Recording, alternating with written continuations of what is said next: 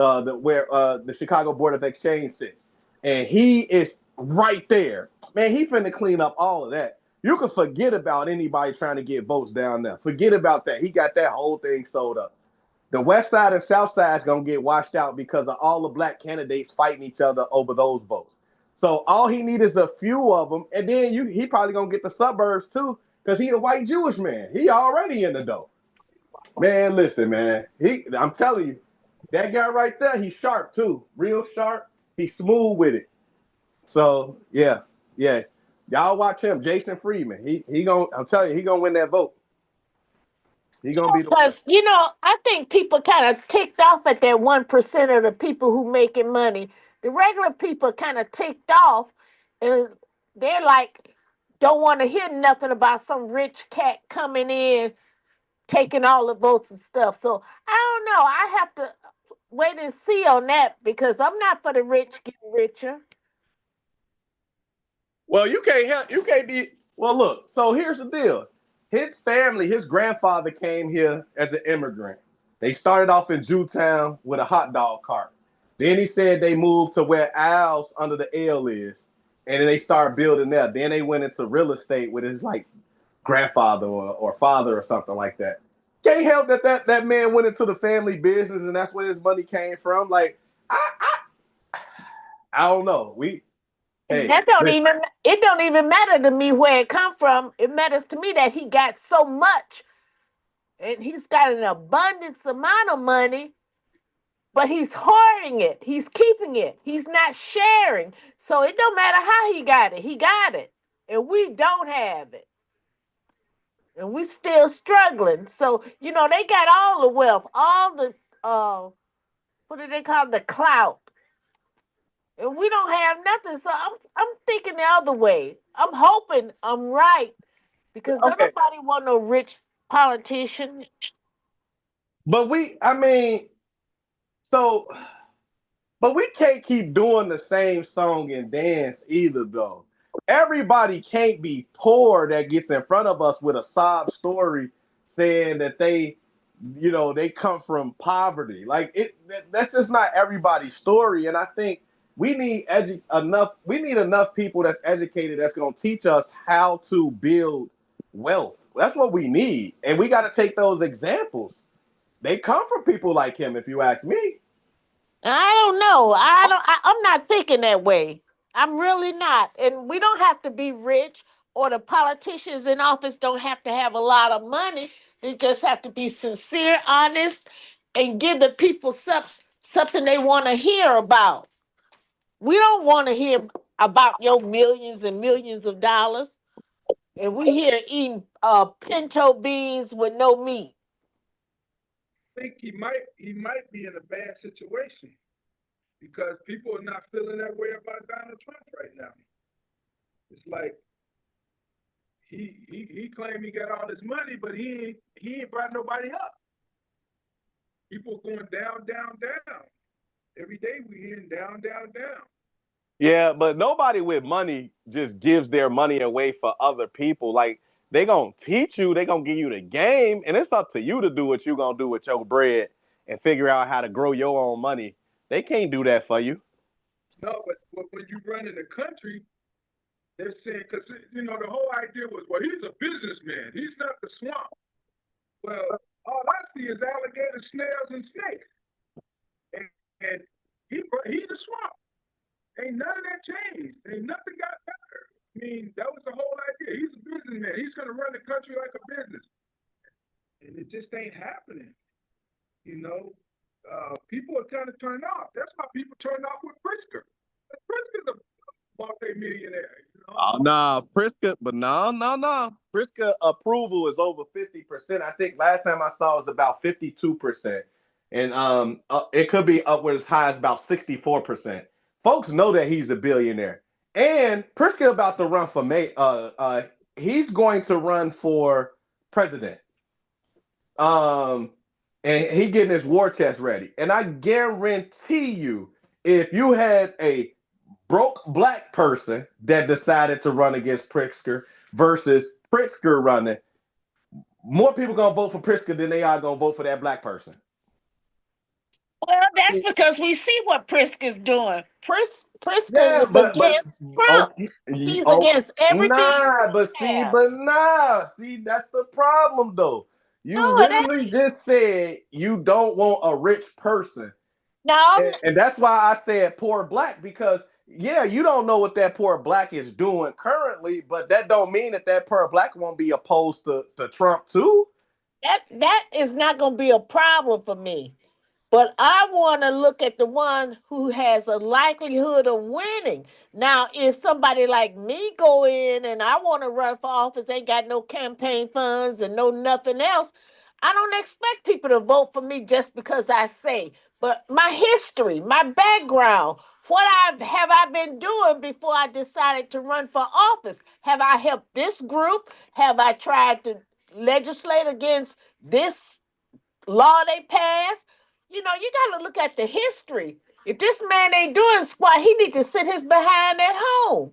And So as that far as guy, I'm so he concerned, started. Okay, so like Jason, this guy Jason Friedman, he started in public service by working on state capitol. So he worked under Dick Durbin, who are and then you talking about? the guy that's running for Congress that I said is gonna win, the white guy. Because you were saying that like what so what's the person's history, right? So I'm Right. saying What has like he done? right. So he's worked in politics under Dick Durbin. He also worked in the Clinton White House, and he said, and there's one more he named. I can't remember.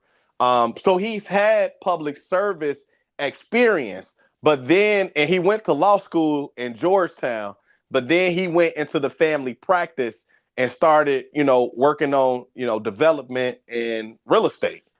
And now he's like, man, I'm ready to get back out there. I got the itch again. Congressman Davis's seat opened up, and I'm ready to run. So he has history. You ran before? No, he's never run before, Oh, but he served in public office under Dick Durbin and in the Clinton White House. Okay, so then if he's worked with Democrats, why did you say he's pushing he got the money and he doing stuff for the Gold Coast? Well, what I said was he's his base is River North, so he's squarely planted in the richest part of our city, especially as it relates to the 7th congressional district, because that is where the financial district runs through. So what I'm saying is he's got that on lock. Like nobody is going to be able to go. That's his base, and everybody got a base. Anthony Driver's base is going to be the South Side, and LaShawn's base is going to be the West Side, right? So you got to know that his base is squarely in the middle of the city where the but let, money runs What through. is he in our district? Is he with us? He's running for 7th congressional district. And they're in the 7th congressional ward area. Who is? The white man you talking about? Yes, yes. So River North runs through the 7th congressional. Well, that I don't know. I still disagree. I don't think he got it sold up. Oh man, I'm telling you. Well, you know the reason why he got it sold up is because He you got got money. you nope That's nope nope all. nope nope nope nope nope nope. You got 9 black people running against each other. So they splitting the vote. There are 14 people that's in that race currently. 9 black people in that race. That's why he got it sold up, because those black people are gonna split the vote up for themselves, and what's gonna happen is you're gonna get that white man a lane to go right through the middle of the in basketball terms. You're gonna open Well, the lane I up and he's agree gonna get a with layup. that. I agree That that we it's have not watered because it he's rich. down. It's not because he's rich. It's not because he's white. It's because all the black people can't get their shit together and decide on who should be the candidate. That's why. And this is a predominantly black district. And if they did that, there wouldn't be an issue. But there are 9 of them. They're not going to come together. And when it comes time to really get in the mix of the election, they all going to be talking shit about each other. That's Oh exactly well, what's I happening. I agree with you on that we watered it down so where we got all these people running and stuff. I agree with that. But the first comment you made wasn't about that. It was about Yeah, I said he going. I said he going. influence. I said he going to win. I'm fairly certain that he's going to win. I feel very confident in saying that because I know what this looks like in terms of all of these different people that are running these campaigns. Well, And I agree with you on that level. But when you and first started out, you had me all right, upset. right. Well, you got to ask some questions. You Yeah. got to see why. But no. But seriously though, and even as he mentioned today, he has the largest amount of single um, donors to the campaign, right?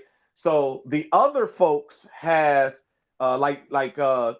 LaShawn is primarily backed by Congressman Davis and the people that have supported Congressman Davis, right? Um, then you got Anthony Driver, who's going to be supported primarily by the SCIU. Then you got Melissa Conyers-Irvin, who's going to be primarily supported by CTU. Then you got Keena Collins, who's probably going to be supported by some group out of Oak Park. Then you got Rory Hoskins, who's going to be supported by some group out of Forest Park. Then you got, and the list just keeps going on and on and on with different black people. Not to even mention Richard Boykin, who kind of, even as the guy mentioned, he got no chance, but he's in it. You know what I mean? He got no chance, but you know what I'm saying. So he got his little pocket too, though. It's the financial district. What made you think that's his base? Because that's Danny's base. Nah. Danny, I mean, yeah, I mean, but again, there was never a viable candidate that was running against Congressman either, though. And none of those people lived in that area. They didn't. And none of them were coming and talking about economics. All the people that ran against Danny. This is a guy in that's in the economics. Like, and he's white. Let's not forget. I don't care. See, black people only do this. We the only ones that will go against each other in favor of somebody of a different race. White people gonna stick together. Who down there in River North? It ain't a lot of black people. It's white people. Them people, man, come on, man. Them people finna stick together like they ain't never seen it before. So you telling me that the number of white people in River North are at least 1/8 of the whole district? That's the other 7/8 are black. You telling me Nah, but what I'm saying, but you know what? I mean, but the reality is, even if it wasn't, black people don't vote as much as white people. Even if it wasn't, we still don't vote as much as black people. All you got to do is win your base. Make sure your base comes out and vote. We know that white people traditionally vote more than black people. Period. So all he has to do is win enough of the other surrounding districts, which I personally think he's going to be able to pick up the suburbs and that River North area and any other surrounding areas where the money goes. So I think he'll be able to get Chinatown. And Maywood and Broadview, and those are predominantly black. They dwarf Oak Park when you look at the other black suburbs. You know, Broadview, Bellwood, Westchester. Yeah, but again, that's Rory. Rory gonna clean that up. He gonna probably clean that up and get some of those. Again, we not looking at it for the strategy of it all. The black people are going to tear the district up and make the lane open for them. That all he got to do is win his base. And if he got 10 people and the other areas had 10 people also, they're all gonna not. First of all, they're not gonna get all 10 people. They're gonna get 7. So all of the black areas will get 7 people, 7 times, let's just say 8 other people. And then he still got 10. I still don't see how his 10 is gonna beat the total number of votes that's full. I mean, I get it. If their numbers are lower than his, I just don't see how they're lower just by that financial. Because let me tell you something about the financial district that you don't realize. Nobody lives there. Danny had that connection because of who the people were in those situations. It ain't that many people in that financial. You know, Danny got people that vote for him in Chinatown. That's part of the district. I agree, but listen, we not talking about Danny no more. That don't matter. You think the people care about LaShawn because Danny said it? No. That's a very good point. No, they don't care about LaShawn because Danny said it. No. Them people finna go where the money at. I'm just saying the financial district, if you look per capita, ain't nobody living downtown. I agree. So if he's lucky if he get 2,000 votes, you know, because it ain't nobody living in that. Danny got that, he captured that district because of his relationships with the people that was tied to those financial institutions, which you're saying that's the same thing. But it never was anything surmountable where it was like, wow, that's where all the votes came from. Them votes came from the west side and the little Yeah, from the west side and south side. Right, exactly. That's what was keeping them afloat. That's why when Kena went against them, she almost had a chance because she pulled off the suburbs. But again, you got 9 black people running. They are about to butcher the vote. Yeah, but again, if they butcher the vote, so I get it. Okay, so you said he got to pull some good votes from the west side and the south side. If you pull some good votes from the west side and the south side, then he probably got a chance. But he ain't getting it just on the fact that it's the financial district. It's just the numbers are just right. No.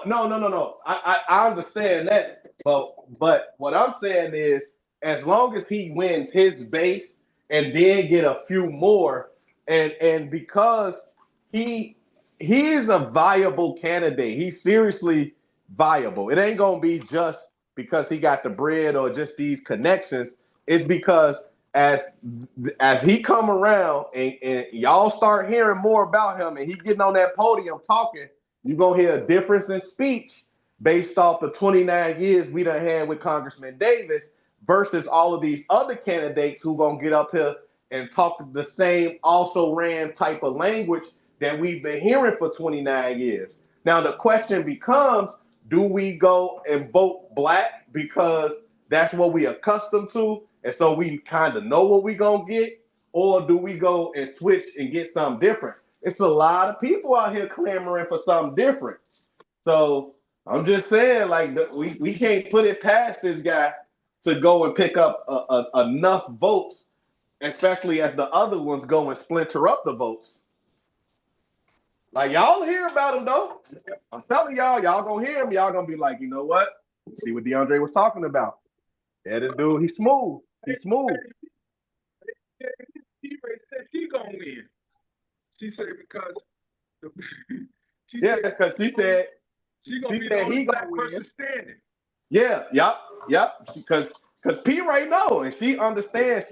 She see exactly what I see.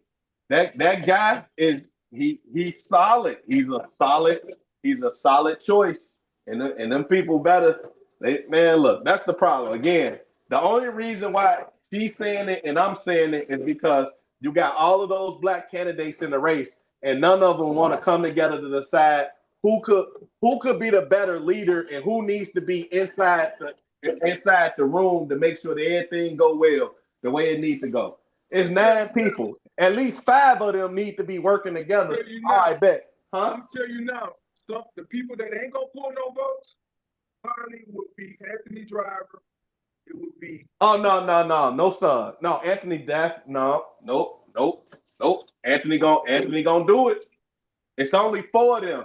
Even the man admitted it's only 4 of them that got a shot. He didn't say the 4, but I'm gonna tell you the 4. It's Melissa. It's and her shot is very long. It's Melissa. It's Anthony, and it's LaShawn.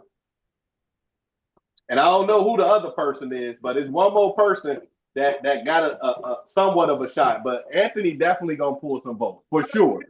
People, anybody heard Yeah. No. Oh yeah, I've been seeing Anthony activity online. I see what kind of movement he got, and the reason why I say that in particular is because the SCIU is backing him. So he got a lot that. So what that's gonna come with is similar to what it came with Brandon. You talking about a lot of ground personnel, You know, Anthony Driver is also at once he stepped down, but he was the president of the CCPSA, so he has political experience. The union still runs Illinois, and he's the associate political director of SEIU, so that's going to appeal to the everyday working man. And you know, he has his South Side roots. That's why you don't see him on the West Side as much. But he's gonna work his South Side base. He's gonna get his numbers on the South Side. And what I've been noticing of him is he's been getting a lot of the local elected, like the aldermen and things like that. And a lot of them are really strong when it comes to organizing, the ones that have chosen to get behind him in his campaign.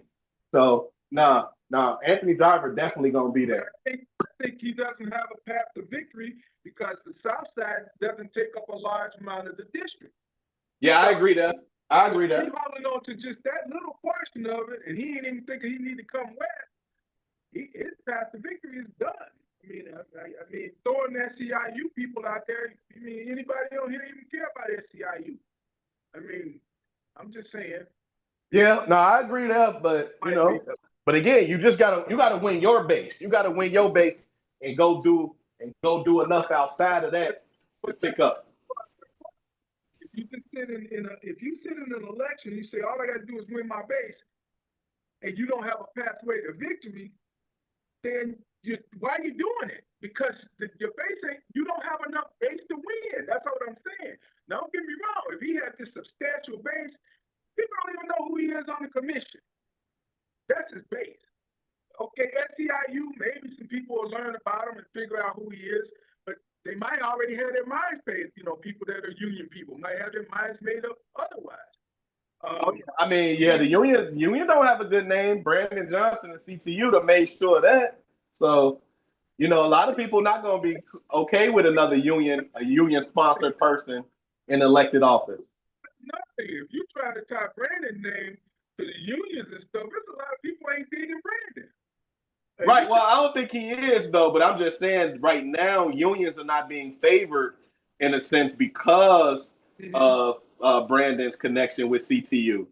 So folks are not super impressed by having union endorsement behind you. But I will say now, SEIU represents the largest blue collar service workers in Illinois. So, you know, having them is much better than having a CTU endorsement. Yeah, maybe if people care, you know, if they cared about that, yeah, I guess people that's working. But, yeah. But the problem with SEIU is this: the majority of people that vote are seniors, and guess what? They don't work, so they don't care about that. I mean, I'm just saying. Yeah, I guess. Yeah. I'm just saying. I ain't never heard. I talked to a lot of seniors. They'd be like, "Man, we going with the person that's with SEIU." No, you know what the seniors going with? They're going with the person that's going to make sure the next 25 years of their life, 20, 10, 15, 20 years of their life will be quality years where they can afford to eat and not make a decision on, I got to pay my light bill and gas bill or I got to eat. That's what I'm hearing from seniors. You know, they're making these kind of decisions. My tax is going to be like this and this and that. You know, who's going to help me because I'm at the house by myself? Who's going to help me because I'm in a senior home? Who's going to help me? That's what they're looking at. You know, sometimes, you know, they do fall back on, you know, let's look at the future. How do we help the future? You know, but yeah, for the most part, they ain't doing that though. That's why we in the position we in now. Sure. Well, and let's just talk about Oak Park. You know, you said Keena. Keena just got in the race. Keena's a good speaker, but at the end of the day, people in Oak Park are a little bit more savvy. She's a 3-time loser.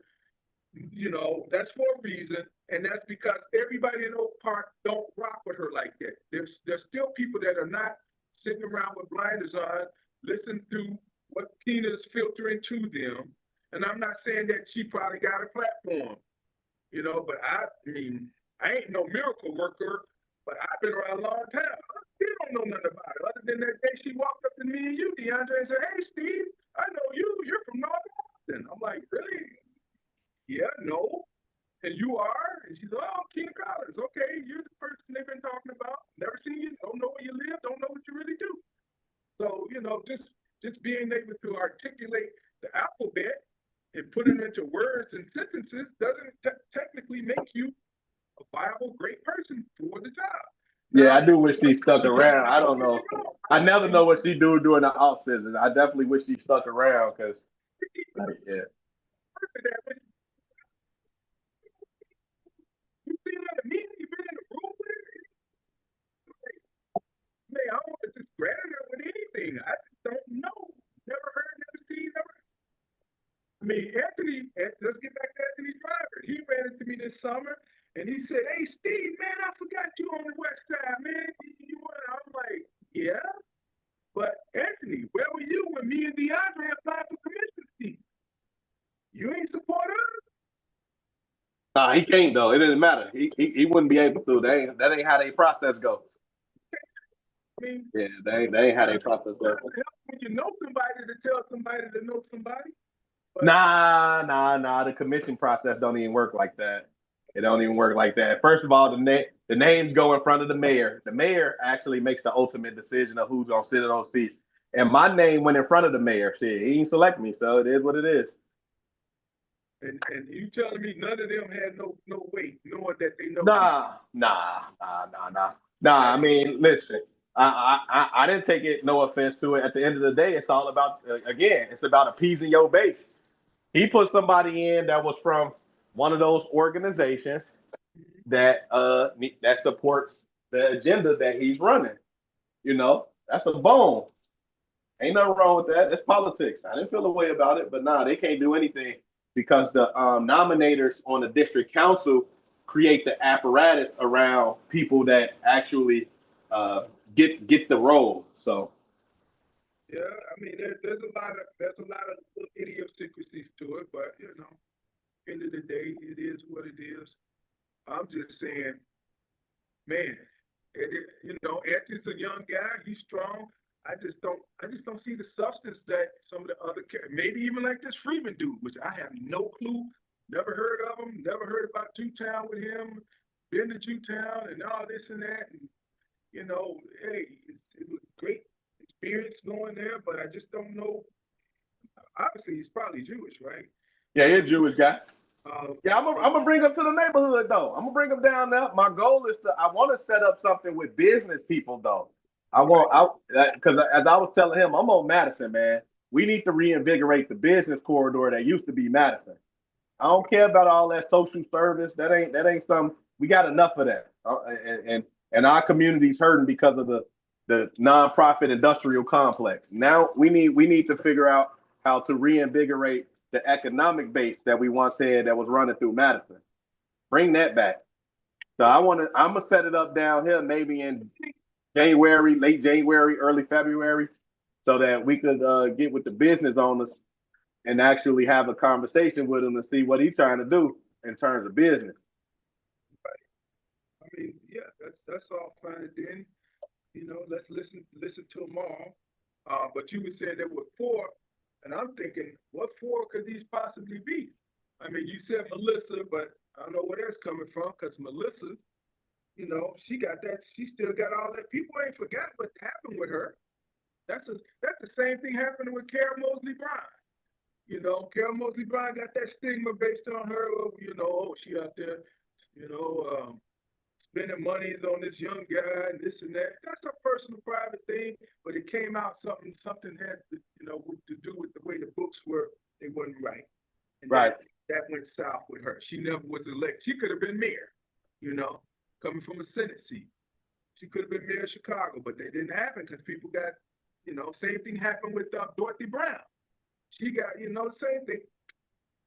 People just don't fly with that, man. When you start pimping your workers and using them, on company time to do your personal things, people ain't digging that, and they keep that in the front of their minds. And I remember one thing she said that most of y'all probably forgot. She was on the news, and they asked her about, what do you think about the situation in your community? She said, "Oh, don't come out in this neighborhood. It's bad over here." I'm like, he's the young opponent. yeah, you told the truth, but it would have been a little bit more palatable if you had said, we live in a pretty tumultuous community. We're doing the best we can. Even my husband, as alderman, he's trying to do the best he can to make it better and do some things that can make our community stronger. But she didn't say that. She indicted him flat out.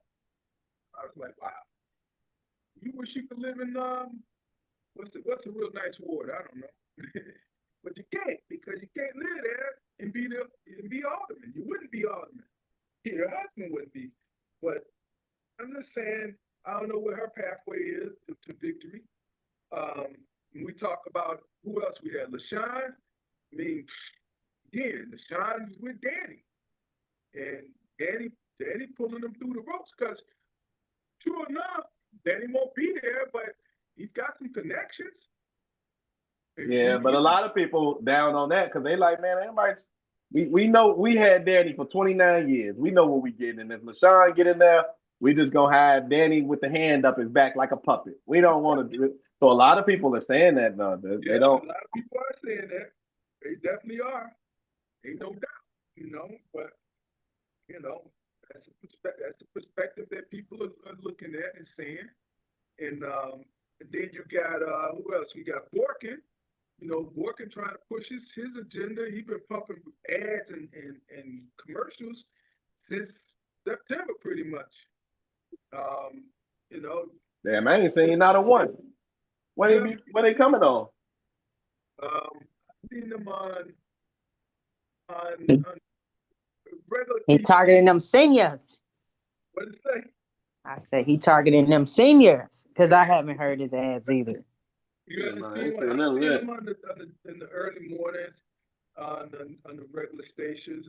Definitely he's on. Oh yeah, I don't even cut on TV. I don't even know what TV look like no more. So He said DeAndre said he ain't even got cable. We ain't doing all that. nah, listen, man, we don't. We got a super box over here, so I don't pay for cable TV no more. We got the hookup, so we know how to circumvent paying all them prices. People. Okay, true. Man, stop playing. Listen, I'm a college student. If a college student don't know one thing, it's how to get some free shit. Look, I'm trying to tell you. A young person between the age of 13 and 30, they don't watch TV. They look at their phones more. Agreed. That's why you don't see the ads, because he's running. But again, he's reaching out to it. Let's talk about bass. We all know where the bass come from in the band, coming from the drum and the guitar. But it ain't coming from them younger people. It's coming from the older people. He got a strategy that. Let's think about this. Danny's strategy is somewhat in line, but if you think about the difference is, that's Danny's strategy, like you just said. Some people are too smart to see through the whole scenario that's Danny's strategy, and they go, "But wait a minute, Danny ain't gonna be there. So why am I going with this?" And that's what a lot of seniors are saying. A lot of seniors are saying that. And listen, them people, they vote for they still vote for Alderman Davis. They don't even know he congressman. Stop playing, man. Stop playing. Yeah. Man, I'm just saying, like, we know loyalty. That's the one thing that we know. We know good loyalty, especially from our older generation, not a younger generation. Ain't no such thing as loyalty anymore. But loyalty, but we've never had to deal with loyalty in this sense. Now, the closest thing to loyalty in this sense we would have had to deal with was Congressman Bobby Rush. Bobby Rush was in there a long time. Yeah. He got sick, and then he had to make some moves. When he had to make some moves, what happened? He stepped down. Yeah, Jesse Jackson got his seat, and it was only because Jonathan Jackson got it, and that was only because of his name. If he tried to stay in there and try to pull somebody along, I'm telling you, it would have been the same old thing. It would have been like, well, look, Bobby, Nah. Because again, when we talk about, like I would always ask Congressman before about his succession plan. If you have somebody that's alongside you and you building them up, the folks gonna recognize and be like, oh, that's Danny's boy. Oh yeah, I've been seeing him out here for a long time. when it's your time, they go, oh yeah, that's the succession right there. Especially if the person in power is saying it. This is the guy, right? Like again, this LaShawn came out of nowhere. Then You I'm know, glad, if you ask me, it was just the last of what was left. I'm glad you identified exactly what you said. When a person is pulling a person beside them, people understand and see that as a rites of passage, a successor. Nah, but it ain't just that though. That person has to specify that that's what they're doing. Like just because you with them don't mean nothing. It has to be this Right? is the person. That person that's in the lead has to be like this. My person. This is who up next. Y'all pay attention because Right. this person is gonna make some outstanding decisions that's gonna change the way that we view these things. I couldn't do it, but I set them up to do it. Y'all just make sure y'all do what y'all supposed to do and put that person in place so y'all can see the wonderful things that they gonna have coming for you. The person that's trying to create that successor for people to buy into, they need to bring them along with them. They need Right. to let people know that this is going to be my next successor. Right. And they need to stand on that. They can't bring a person at the end and go, well, this has always been my successor. Yeah, no, that ain't gonna I'm work. going to tell you, Never work. the dichotomy, the issue between working and LaShawn just popped up like fresh toast. I talked about the toaster. Right. People still talking about working. What happened? Yeah, I know. Yep. Yeah, they are. Yep. And guess what? When they say what happened with Danny, they go, well, we don't care about Danny no more. Let's just figure out what's going on with him. That's the first thing I hear people saying. They don't even care about what happened with him and Danny. They say, when Danny grooming him, that's what they say. They don't say Danny was grooming LaShawn. They always say, wasn't Danny grooming Porky? And then, Right. Then they get off, well, Danny old anyway, he need to go anyway. What fucking do? They don't say, well, Danny's old, let's go with LaShawn. They remember Danny grooming Porky. Right. But It's again, if they, again over time, when I would ask him, he was always, well, there's some nice guys.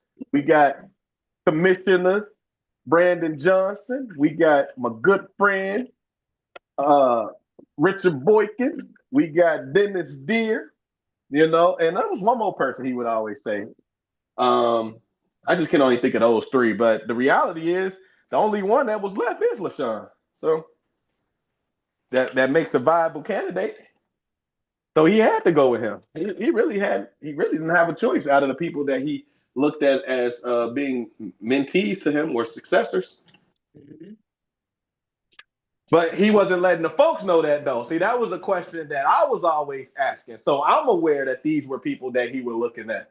But the community at large didn't know that those were the people that he were looking at because he never really made that clear or said that out loud in public. So. He never did, but people saw it as this got to be the guy.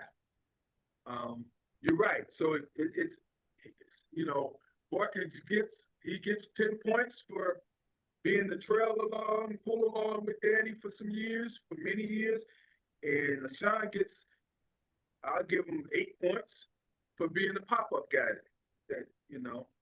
Yeah. But like I said, they all got man. But I really think it might be a little too late to say it. And then Danny wasn't saying it before, but he was showing it. So it's a weird setup. Yeah. That's all. Yeah. What was the topic? Obviously the congressional race, but Well, it started off. And I'm getting a little static on your end, Steve. Maybe I can't. No, Anybody else? A little staticky. Because I got this different speaker mic thing going. Let me see if this will make a difference. I don't think it will. But nevertheless, let's try this. See what this does.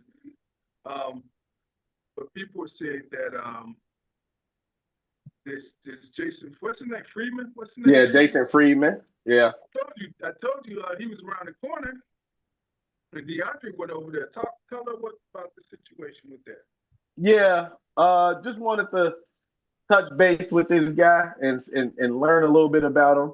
And I said that I believe that he is going to be the Democratic candidate that's going to end up winning the congressional race because you're a smooth, sharp guy.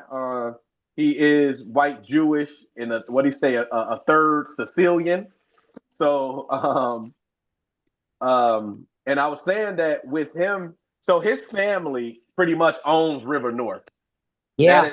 That is who he is. And I was saying Hello, with the hello, connection hello. Hey. here. How's it Yeah. going? Yeah. Was that Walter? That's Yes, Walter it White. is. Walter White, you cooking up tonight? Yes, I am. Walter- Walter that's Crunch, Walter, right? the Walter Secretary of Crunch, State. right? That Walter. That Walter White right there. That Mr. Blue Magic himself. What do you mean? Come on. Come on, Mr. Blue Magic. Blue Walter magic. White. Oh, okay. So what I was saying was he has that River North base, and I was saying that because he's going to capture his base, all of those folks over in River North, and all of the 9 other black people are going to cancel each other out in terms of votes. They basically give this man a wide open lane for a layup, in my opinion. Now, that don't mean it's going to be easy. He might have to bump a few people to get inside, but the man got a layup. And I've listened to him, and I think he is bringing a perspective that is fresh because he's not talking about the social security and safety nets and all of the other social fabrics that other candidates talk about continuously when they come to our community, right?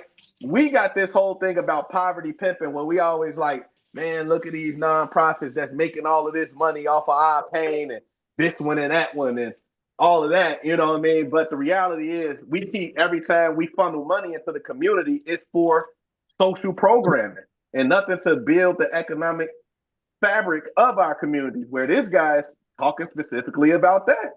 And What did he say? huh? What are some of his ideas? You know what? Now, to that point, I didn't ask ideas. I was just asking questions about what he.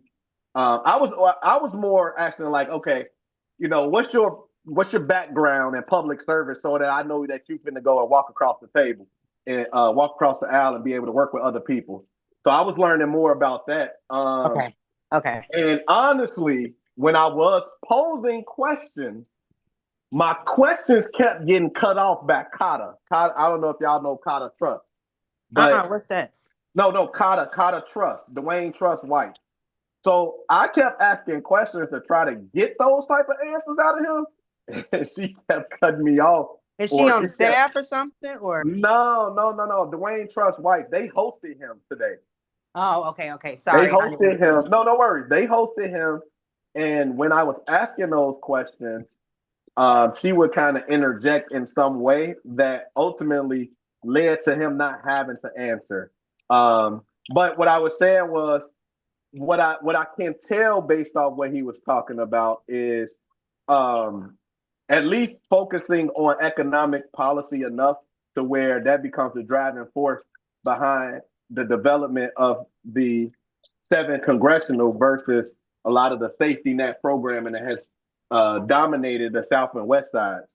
Because for example, when they brought up Chinatown, River North, or the Gold Coast in this case, they brought up what's another part that has money?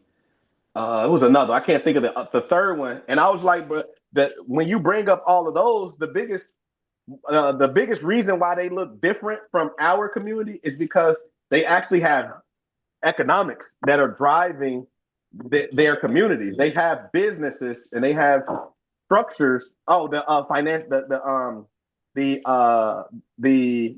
healthcare district over there on medical district. The medical district. Yes. So all of those have businesses around it that's actually supporting their growth, whereas we don't. And so I was trying to ask him,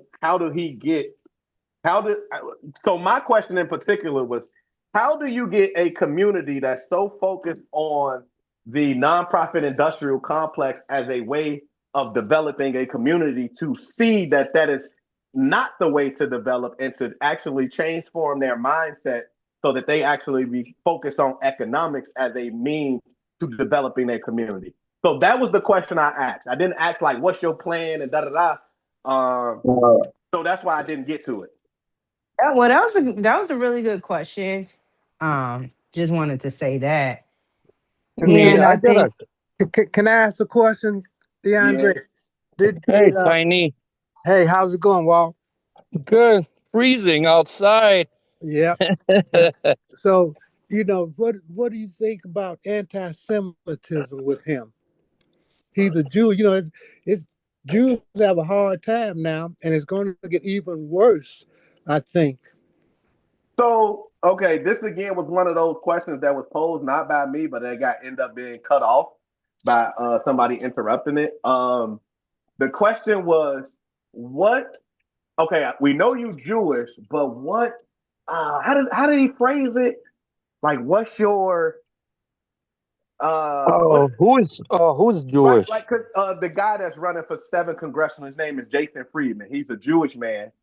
But so there's different types of. So what is it? What is it? What are the? How do you classify the different types of Jewish? What's the word that they use? You got No, you just got like the word. What's the word they Ashkenazi, use? Because you that's got what. Hasidics, you have Hasidic, Eastern Zionists. No, Orthodox not Jews. like that. No, not that. Like, I'm saying when you classify something. Ashkenazi. Yeah, I can't think of the word, but anyway, the person was like, "How do you what kind of Jewish person do you classify yourself as?" And then that's when he started bringing up. He brought up the fact he like, well, I'm 2/3 Jewish and 1/3 Sicilian, and if you were to ask, when I tell my Italian, and then somebody's like, "Oh, so you're Italian?" And then somebody like, "Well, if you were," he was like, "If you ask my Italian friends if I was Italian, they would say no because I'm from Sicily." And then from there, somebody jumped in and was like, "Oh yeah, because my father used to work in Jewtown and this one and that one, so he never got a chance." So the reality is, as we were trying to have conversation to get him to answer questions, folks kept jumping in with stuff that didn't allow him to really fully answer the question. What I liked about him is just that he was. I just like again that he's a sharp person with a different perspective, and I said he was going to win purely off the fact that there are 9 other black candidates that are going to wash each other out. I believe he's going to win his own base. He's going to come into some of these communities and he's going to win over some people and maybe enough people to where he's going to get some votes. And I think he's ultimately going to end up being the victor. He said there's only 4 candidates. There's 14 currently. He said there's only 4 candidates that are in the race that are actually viable candidates. Everybody else is just there to be there. So who he say? Is Who he say? P-Ray gonna go against him? So P-Ray believes that she's gonna go against him in the general. Because P-Ray is running for Republican, and there's not going to be another Republican. Right now, I think they are still kind of doing a ballot challenge for the Republican person. But still, she believes that she's going to end up being the only Republican challenger on the ballot, which obviously makes her a shoe-in. And she was saying if that white man does win, then she has probably the best opportunity to get him up out of there because, I don't think so. Primarily black district. Yeah, I don't think so. Yeah. She has 30% some kind of Republican in that area. There's no way how she could win that district. Yeah. Because that area is. And that 30%, and guess who they are? The 30% are probably young black people. This is the conversation we were having earlier. When as I put it, this is a rich white man. He comes from a lot of money, and but it's his family's business. And Ella was saying, we tired of rich people right now. And that's why I posed. Okay, what if it was a poor black woman going against a rich white man? Now, in that case, we were talking about Pritzker. But let's just say hypothetically, that happens, and you got a poor black woman, aka P. Ray, going against this rich white man that is Jewish, just like Prisker and Yes. Jason Friedman. What do you do? What do you do? Just feel like they, and no matter what the party, I don't know that they would rock with a black woman. Um, Everything and is fixed. Man, black people ain't gonna vote for that woman because they hating on that woman. They don't want to see black people don't like to see each other do good. So, you know, they out of spite, they won't even go and support her and vote Well, for her and then let him win because and then we have a lot of older people, oligarchy, matriarchy, fraternity type older presidents that controls all the voters are older, all the politicians are older, Yeah. all of the community leaders are older, and they don't like to see younger people, especially younger black people, thrive. So, yeah, it's come on. impossible. well, She I should don't. go to I where don't know. she's wanted, As a and she should candidate, I go. ain't gonna Hold say on, wait that. a minute, hold it down, shorty. Look at my So, race. uh, My race to is me, crazy too. to me, I'm gonna keep it 100. She should go with the white people that they are going to cherish her and take care of her. All right. Now you just said something that don't make no sense because she Man, can't go with it. She got to go where she stands. Well, let me say this. Man is The a reason nut. black people will not vote for her, other than younger black people, because they're what DeAndre said earlier. People are loyal. And one thing people are loyal to is their party. Their party. And older black people are Fucking loyal fools. to their party. They don't care Fucking if she's a fool. black woman. They don't care if she's a young black woman. What they care is that she's a Republican. And for some odd reason, Republicans think they're shining today. I don't know why they're thinking that. But older Well, we black run the people, country. That's why. well, Hitler ran a Yeah. country, but he wasn't shining. He was evil. But we run the country. When you see itis, No. everybody chest get the beating. So yeah, that's No, why. but you understand my analogy. When people don't like who running the country, they're not gonna vote for him, and that's my whole point. Older black people not gonna vote for her because she's a black girl from the West Side. They don't care about that. They care about how they gonna eat. But I mean, I had a lady tell me the other day. She said, Handouts. she said I had crackers, and I got a guy that comes and helps me, and he took my whole sleeve of crackers. And I was gonna give him a couple dollars, but he took my. I'm like, man, we living in a situation where people disputing over how many crackers they got.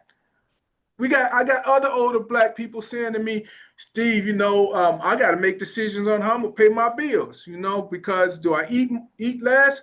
I'm like, this kind of stuff. These people that vote, and that's why they vote, because they want to make sure they can survive.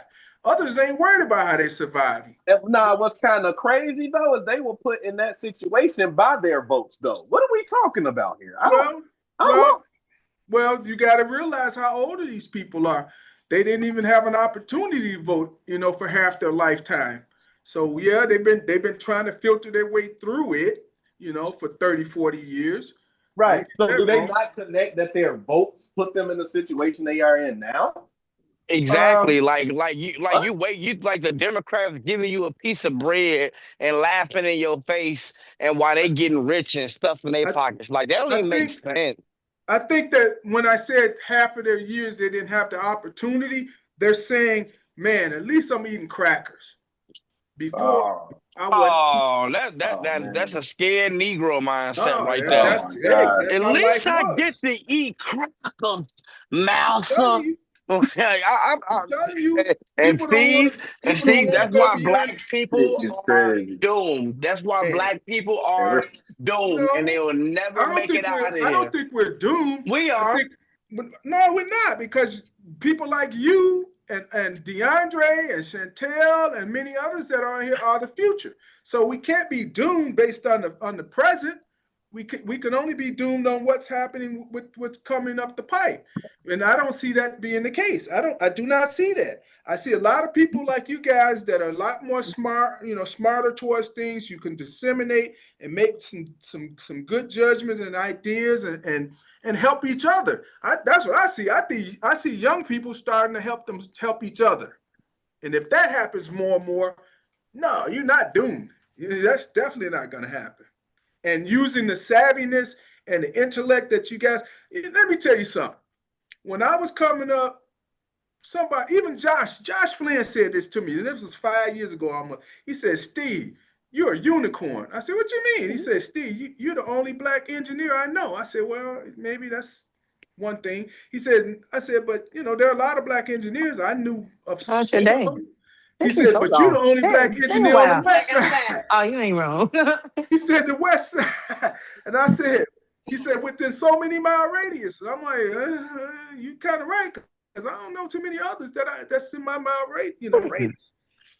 But my point to that is I see more and more young black people that have degrees, skills, intelligence, savviness, that if they use that all together, they're gonna move the dial. They're gonna move the needle. Trust me. Nah, listen, we are not without the help. Political system. It ain't happening. It ain't happening. That's why you guys older black people do not give young black people a chance. Mosaic already said it, and I've been a witness to it for 10 years now. These people are ridiculous. It is what it is, though. But you got to think about it. They were not older black people when they started. Yeah, and now they are. And they have a mindset, and it ain't.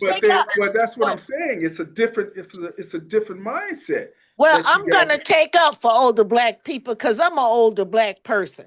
I have nothing against a young person, and I think most of us think like that.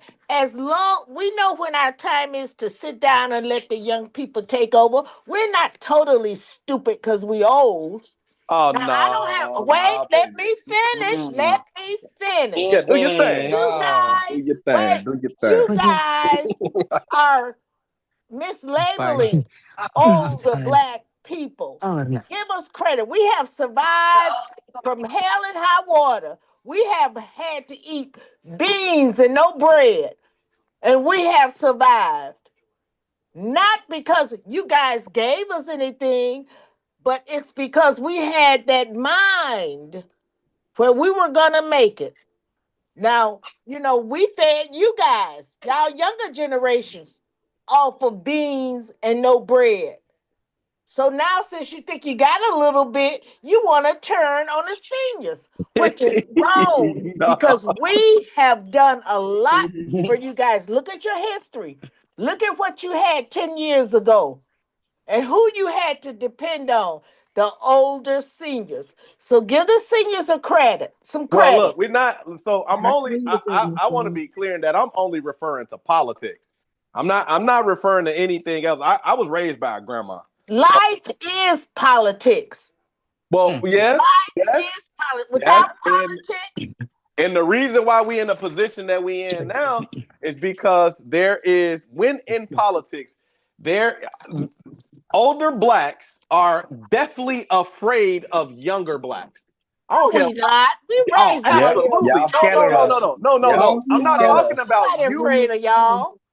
And also that depends on the mindset as well. When you see young black people that are really trying to do something in life, right? You don't mind helping them and teaching them, and supporting them along the way. That ain't my view. That ain't my view. You're negative anyway, so it don't matter. I went to the elected officials and asked and told them who I was. I'm from the Austin community. I graduated from here. This is what I want to do. I want to help. How do I better my community? And all of them sent me about my way. They sent me to somebody else. Each one of them. Ain't none of them embrace me and be like, you know what? Come on over here in this office. Let me show you. You got political aspirations? I'll show you. Because they were all afraid that I was going to come for their job.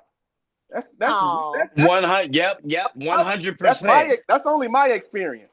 I don't know nobody else's experience. But I've been around in politics long enough for me to have gone through that several times over with 3 different elected officials in 3 different offices. The reason why I like Brandon so much is because when he was commissioner, he was the only one willing to actually sit down with me and talk me through the process. None of the other ones did. They just, oh man, you got to do this and sent me on about my way. Even though they kept seeing me show up time and time again, wanting to represent, you know, they wasn't about that. Hell, I even asked Alderman Mitt to mentor me during my election run against her and after when it was over. And you know, she sit there. Number one, she gloated about her win. I told him, Steve, what I tell him? Don't run it. Steve, didn't I tell him don't run against me, Steve? You know what I mean? Okay, cool. Then she was like, yeah. And I still said, okay, now that that's done, can you mentor me? And she said, nah, our politics don't align. Oh, you talking about politicians, not regular people. I just said that. No, you just told me that now. But politicians are not regular people. Politicians are not regular people. They have their own agenda. If it was a regular person or regular grandma you went and asked for help, she'll be there for you. Right. That's what I just said. I said I'm not talking about because I was raised by a grandma. Matter of fact, I was adopted. A woman of the community saw my mother struggling, and she was an elder, and she said, I will help you with your boys. Me and my twin brother was raised on 119th and Stewart for at least the first 6 to 7 years of our life. I would never talk bad about seniors, ever. But I will always talk about my own experience. And as it relates to politics, just politics, the politicians that I have encountered have never wanted a young person to work alongside them that could potentially usurp them in the future, because they were definitely afraid. They put young people in place, and none of them young people would be able to challenge them. They would never put somebody smart enough to think for themselves and to learn what they need to learn in order to usurp them in that position. And that's okay. But I'm just saying, nah, we don't. Young black people and older black people in politics, we don't mess at all. Yeah, and now the white politicians, they put their arm around they fellow white person and bring them up. And Dre might not jump on the necks of older seniors, but I jump on the necks of on your older seniors because it's a new sheriff in town, and y'all need to turn that power over to the young folks. And whatever we got going, y'all just need to follow. I would say as a candidate currently, I would say I've met a lot of seniors that have been open. I do find that as a younger person, you do have to prove that you have a level of seriousness, right? Because the amount of things that they've seen in their lives. But I've actually encountered a lot of seniors being open. And even as it relates to elected officials, I feel like you have to almost like just prove yourself in order for there to be some respect. Because when I first decided I was going to run, a lot of people were not very encouraging of it, even though I have the amount of experience that I have, even though they know me in the community and the work that I've done. It was like you almost have to prove yourself. And so, but I find that just regular seniors in the community who are non-elected officials, they have been open to seeing young people, and they have been open to my candidacy. Again, I can only speak from my experience. They have been really open to my candidacy just to be like, oh, I see a young woman that is, doing her thing. I'm open to being supportive of that. Now, we are still in the middle of the campaign, and you can only hope that translates over to votes. But I will say that it has not been the proving of yourself to the elected officials is something that I would probably say has to happen in order for there to be a level of respect. You know what I'm saying? But ultimately, I will say seniors in the community have been like, they want to see young people step up. But see, this the problem though. But see, you get the double pass. I don't know. You sound like a black woman. You might be, but but you definitely sound like a woman too. So and if you a Democrat, you definitely winning. You feel me? Like they definitely gonna, agree. But if you got like wildly different ideas. You talking about science, you talking about tech, you talking about industry. Older people don't want to hear that. You know what I'm saying? They want to they don't care about that. All they care about is, hey, could you get me something or boom about the bam? That's the hood. And I ain't gonna lie, I ain't that type of person. I'm not really into the social safety nets and everything that we've had because they haven't worked. I can't sit and be proud of something that ain't worked. All of this shit we got in this community and everything still looks like shit 60 years past King's assassination. Man, stop playing with me, man. I'm not doing that. No. But No. But you have to understand, and I think I said this on the last show, we had to look at where we came from to see where we're at and also know where we're going. And again, Jim Crow Statistically, we going nowhere fast though. Jim Crow was technically the next slavery, and we in a whole different type of situation now. I mean, Jim Crow didn't end but 40 years ago, pretty much. You know, I know a guy said he ran from down south because of the cotton situation with him, and he came to Chicago in '76, and I'm like, they were still doing it back then. He's like, yeah, man. Yeah, but again, you know, we can't just sit there and negate the fact that people had struggled to get to where they're at now. And then what you said, DeAndre, about they haven't. There are a lot of black social safety nets. There are a lot of black people that work very hard throughout their adult life, and then they get to a place in their life where they didn't play the stock market. They didn't have a 401k. No, they might have had a pension, but it really didn't equate to much because they didn't have an education. See, that's the thing that you guys have. I ain't gonna say you guys, but I'm gonna say some young people fail to understand. Many black people didn't have the opportunity to get the educations like you guys have. They just didn't. They had to work to survive. They had to work to cover their kids. Now, some did both. Some really did work hard and survived and went to college and took them 10 years, what have you. But more than not, I would say 80% of them did not have that opportunity to elevate through education. You guys had that. Like for me, it wasn't no choice. I didn't have a choice when I was a kid because my brothers and sisters were older than me by 12, 14, 15, 17 years. They all went to college. So I'm like at 9, 10 years old looking at them in college and I'm going, man, that's what I guess I have to do. But I knew what I wanted to do, and I knew college had to be a part of it.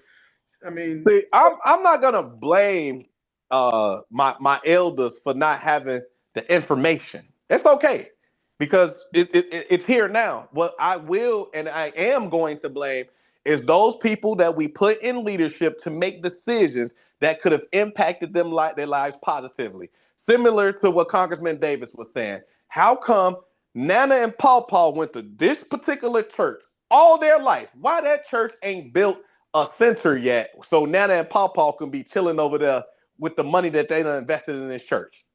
That's what I'm saying. Like, that's all. Like, we have to look at all of these. So I'm not against social safety nets. I'm against the proliferation of it.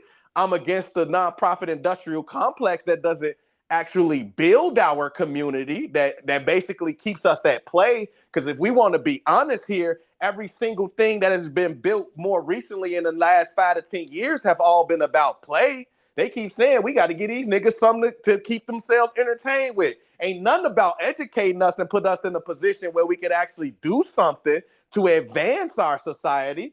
That's the problem. So I'm just saying, like, we keep putting these people in position that actually got the authority with that pen to change the circumstance, but they haven't yet.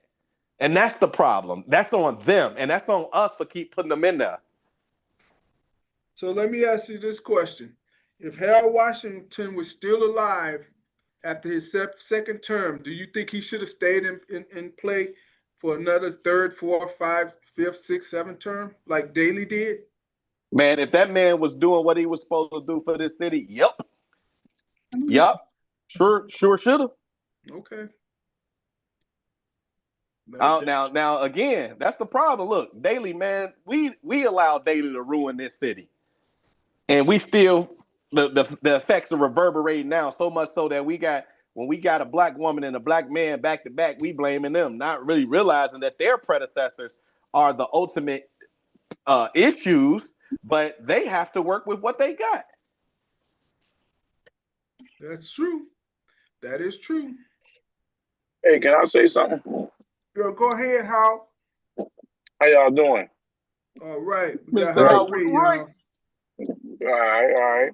Hey, so I'm listening, and I think, and I may have came in on the tail end, but I think what's happening is we got too many choices. We got too many. I think we need to almost make it like an arranged marriage because, when we look at how slavery was, after slavery, I should say, when your father was a farmer, you as a son became a farmer. Because when you give these kids, and I didn't have I had choices, but it was like, no, you going to college, all right? Or you're going to have to get out this house. So, but now, we got parents saying, oh, do whatever you want to do. So these kids, they don't know what they want to do because they ain't been on earth long enough. So I think that, we have to be more a dictator in certain things, especially when it comes to our youth. But we need to figure out what our youth are good in. I mean, you need to look at your youth and say, oh, his skills is in this, and then you direct them to that. I know people like, oh, if you want to do this, you want to do that, then, so I think that's a lot of our problem. I was just speaking about the kids. And as a politician, when you spoke about Harold Washington being elected again, my philosophy is, as soon as you mess up, I'm voting you out. Well, I can't have you in office 3 times, 4 times, and then be like, oh, he's black, give him another chance. Nah, it's just like with any corporation, any CEO, any GM of the football team. If you mess up 1 or 2 times, you bankrupting us. You got to get up out of here. That's my point. You say it should be that salary should be predicated on how the people are living and how the people are doing, huh? Yeah. I think we should get everybody 2 terms. It's a 2-term minimum. 2 terms minimum. But the thing is, we got to keep track of all the things that you said that you was going to be able to get done. But what if let me ask you this. No, let me say this. If you give them 2 terms and they're doing great, what's the... Yeah. So 2-term minimum, meaning we get to at the end of their second term, that's the evaluation period where we decide if we're gonna move on to another candidate or keep this candidate. So that's why I'm saying, like, we need to have 2 terms because once you make it to 3, you pretty much get vested in with pension and all of that. I know for the city it's 10 years. I don't know exactly for the state, but once you get vested in, you got pension. Now when you leave, we gonna be paying you for life. And if we don't like the job that you did for us, we still gotta pay you. So no, it should be a 2-term minimum. We go through an evaluation period, and then we decide if we're gonna keep you in there or not. I still say that if you're doing good, you stay in there forever. But soon if you do so bad that first term, then we should be educating them. We got to educate our constituents. This dude ain't done nothing. Nah, see what's bad though, because we don't know what's bad, and we cannot expect anybody that's a junior politician to go in and just do this amazing job when they got to go learn the system. If they ain't never been in there, like, first of all, we got to know that we sending somebody that ain't never been in there. So we know it's gonna take. You need a little warm up period. So you got to go in there, learn the process. That's what I'm saying too. Shameless plug. Elected me in the 8th district. I already know how to make legislation because I had the experience. But no, I am also supportive of there being some level of term limits because I feel like our communities suffer the worst with that. Is that, again, when I first got on, we were talking about succession planning and how that didn't happen at the federal level, and I think that it continually happens to our communities where people get in, they get comfortable, they get, it's a for life job at that point, And we have these anomaly of people in our communities, the poorest community that make over $100,000, over $150,000, and are pretty much keeping things the way that they are. And so, or the progress is so little that we can't see anything, or we might see one development in our community every 20 years. Like we just can't see that as acceptable anymore. But yes, related to, I just had to throw that shameless plug in there that elected me to the 8th district. You won't have to wait on me to learn how to make legislation because I know how to do it. Go. Young people doing it.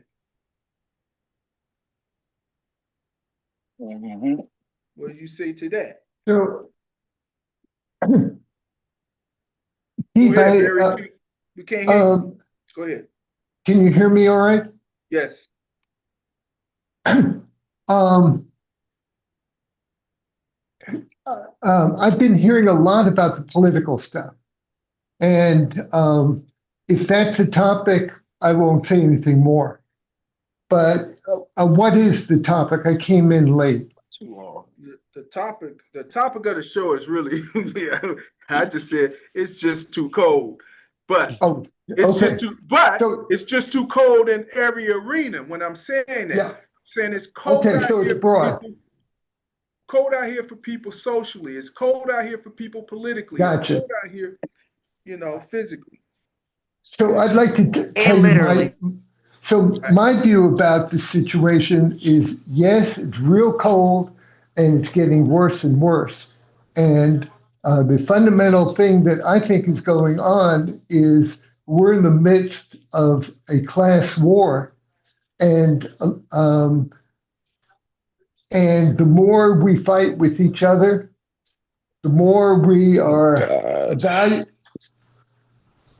Hey, Mosaic, I didn't cut you off. Oh, no, I was reading something, sorry. Oh, sorry. So what I'm saying is that I think we need something more like a fresh beginning to come back to simpler ways of reestablishing the culture in a positive way where we're supporting each other and getting things done and having, people are getting what they need. They're getting meaningful work and they're serving each other and they're learning what they need to learn in order to be effective, etc. And, there are so many problems because people are being deprived of resources. Damn it. When you cut the safety net, what you're essentially doing is taking resources and dollars out of the community. And the community wasn't good before Trump. It hasn't been good for a long, long time. But with the present conditions, it looks like it's going to get worse or much worse.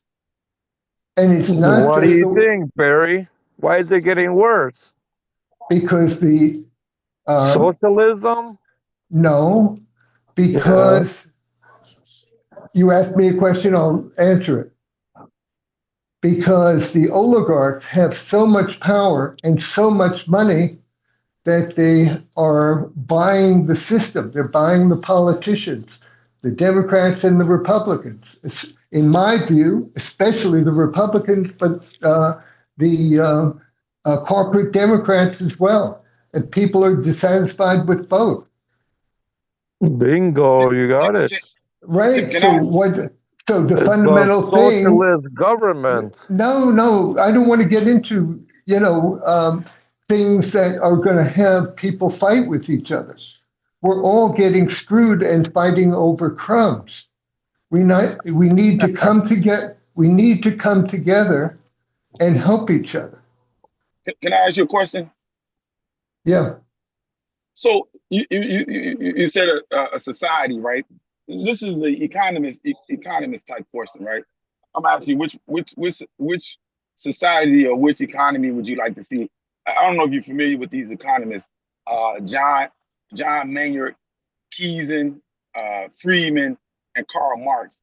Now, if you was to create a I'm not talking about them. What I'm talking about is that what's happening is like the end of the game of Monopoly, where one or two players have all the properties, and every time you pass their land on their property, you pay out an enormous amount of money, and they get more and more, and you get less and less. And we're in that. 2029, the Great Reset. It's coming live. Well, why is it that if that's the case then and the resources are being taken up, why is it that, especially like I feel like Democrats and liberals, they have this disposition where they need to, protest and fight for the wrongdoings and things of that nature. And so they did the No Kings movement. Why they don't protest like these local governments, these local, whether you're Republican or Democrat, but um, but why they not protesting these people? Like, hey, why is this slum right? Why does this look so dilapidated in this area? Why they don't go protest that? Why they don't go protest, reparations for, black people, you know what I'm saying? Why they don't protest important things like that that will probably actually Yeah, what about the uh, West Side? exactly. Like you could like it's you guys go out, you do the No Kings, which does nothing. He's still a president. You guys go out and do the Free Palestine, Israel still bombing them, but you don't do nothing for the local people. You never protest for local people. Well, that's what I'm Why y'all saying don't is do that? what Why don't I you do can't that? Mosaic. I'm not in charge of that. I can tell you Are you what willing I'm. to? Are you willing Wait, to? wait a minute. Wait a minute. Okay. What I can do is what I can do, and I say we start with us, and we don't fight with each other. We help each other, and We're we not solve fighting. Yeah, we're not and we fighting, and I'm solve. asking Yeah, you for help. Are but you we willing to need. protest for reparations for black people? Yes or no? I hey, if you want to protest There whatever you you want go. to protest, no, you do what you feel called to do. I feel called to organize people to help each other in whatever they're doing, and the emphasis needs to be we need to produce food and housing and all the essentials we But if need.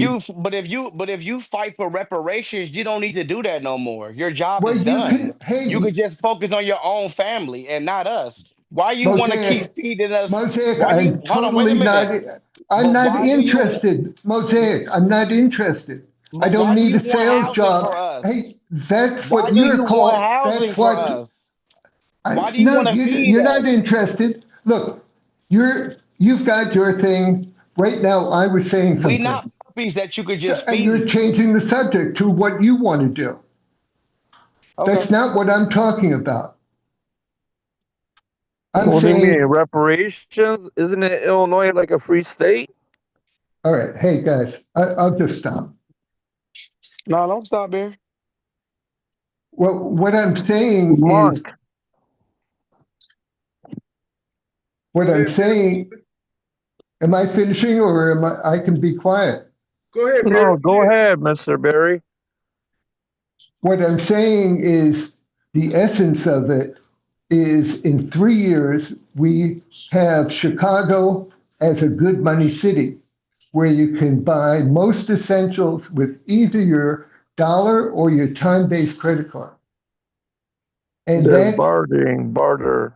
no, it's barter in its simplest, most primitive form. Yes, it has an element of barter, but it's much bigger than that because it's digitized. And if I Hmm. help you, if I help you, you don't have to help me back. That's barter. You can help the next one who helps the next one. And it works like the dollar. Yeah, but a couple of years we will probably want. Hey, did you hear this new rule 2026, if you're traveling outside the country, you got to give them your DNA and your eye or whatever. No. No? But that has nothing to do with what I just brought up. If you're changing the subject, if you're done with this, that's fine. I mean, digital might be no digital, because I think 2029 will be the greatest reset in the United States, because they're gonna go to Bitcoin and all this garbage. Bitcoin is totally different than time currency. Bitcoin is based on scarcity. Garbage. It's based on scarcity, like minerals, like gold and silver. Nothing is And backing Bitcoin. Nothing. It's all but garbage. but time is not garbage. Time is precious. You I got Your asked you, Bitcoin, time, Barry? your Barry, you time got is all. Bitcoin? You Your got Bitcoin? time, your time is all you've got. can I Barry, buy how much more time? Bitcoin you got? He Barry? said, Can I, go ahead. Barry, can I buy more time? Ask God. I'm asking you. I thought you Peacebrook. I'm not God. I don't decide how much time you got. Well, you're Peacebrook. You have the time you have. I say the only thing we know about is in the present moment we're breathing. And the next moment we don't know. So your time Well, we're is gonna go to war again. your time is precious. Are you against Bitcoin, Barry? Yes, I don't I am. understand. Eric, I don't understand how this is a conversation if you're changing the subject. No, I'm I not. am You can against ask it. me whether I vote, I support the Bulls or the Bears, or, it's like, what do I think about the weather? What does that have to do with what we're talking about? Well, we What do talking you think about about the helping each weather? other. No, but we talking about helping each other. Helping each other, and we need to produce food. Mm-hmm. We need to produce the essentials so that the West Side flourishes But like how it's long do never you think you could flourished. keep giving people food, poor people food? No, Just you're teach them how to not. fish, No, right. It's teaching them, teaching how to each other beg. how to fish and how to grow food and how to do carpentry and how to do everything that needs to be done. I like that.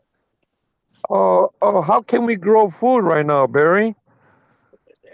You can have one. Indoors, and learn what you need to do in order to grow in the spring on the outside. And if you don't Oh, I have the know how to land, grow it. how can you find land that you can grow on?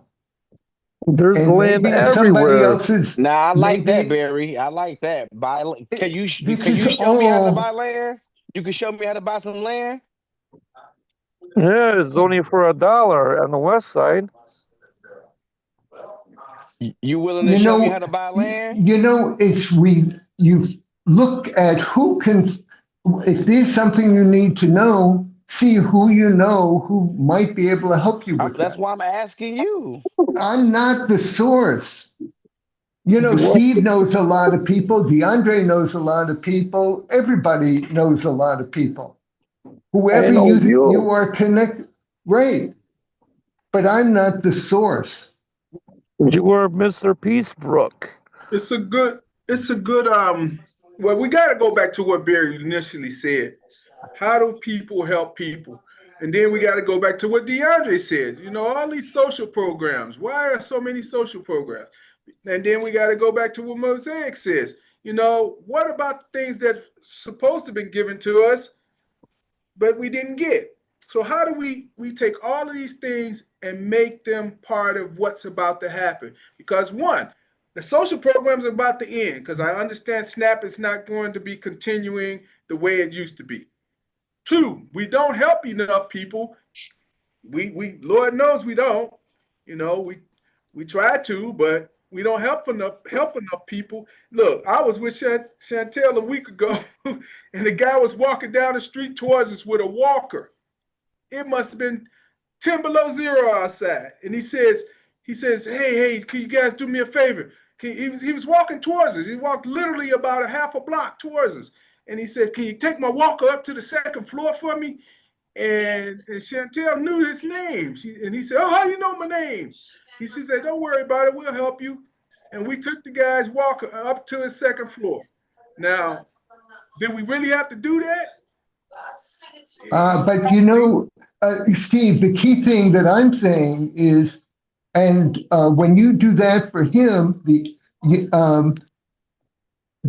what I would want him to do is to help someone else. Well, so it doesn't stop with your kindness, but he has a responsibility to. Well, he remembered. Yeah, but is he going to do something to help someone else? And if he does, then we're really beginning to flourish. Oh, package. Exactly. Well, hey, I got a question.